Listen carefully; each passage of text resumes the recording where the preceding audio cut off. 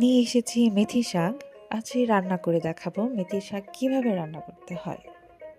চলুন দেখি। প্রথমে শাকটা বেছে নিলাম, তারপর এটা ধুয়ে আরও ছোট করে কেটে নেব। কড়াইয়ে তেল গরম হওয়ার পরে দিয়ে দিলাম পেঁয়াজ, কাঁচামরিচ। মেথি শাকে আমি রসুনটা দেব না। কিছুক্ষণ ভাজার পরে এতে দিয়ে দেব আলু কুচি, কারণ মেথি শাক একটু তিতা হয়, এই জন্য একটু আলু কুচি দিয়ে নেব। এতে করে মেথি শাকের তিতাটা কমে যায় আর খেতে অনেক স্বাদ হয়।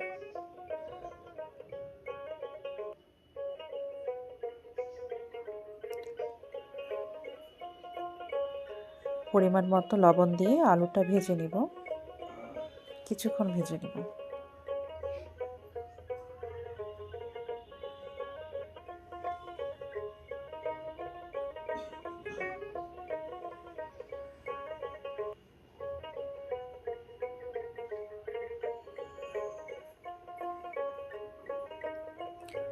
কিছুক্ষণ ভাজার পরে এখন দিয়ে দেব মেথি শাক।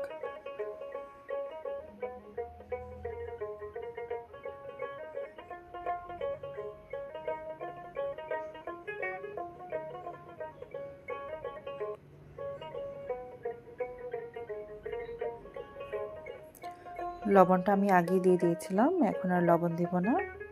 এখন নেড়ে চেড়ে ঢাকনা দিয়ে ঢেকে দেব।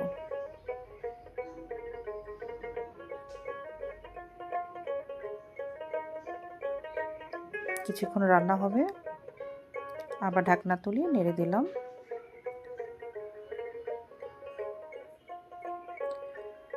একটু নাড়ার পর আবার ঢেকে দেব।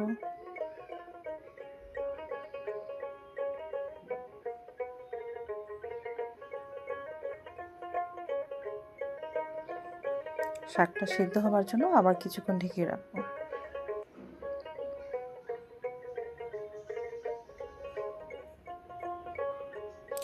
শাকটা প্রায় সিদ্ধ হয়ে গেছে। এটা আরও নাড়াচাড়া করে শুকিয়ে নিব, আরও ভাজা ভাজা হবে।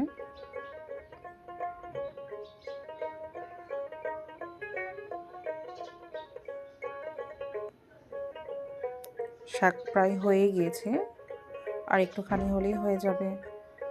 আরও কিছুক্ষণ ভেজে নিতে হবে।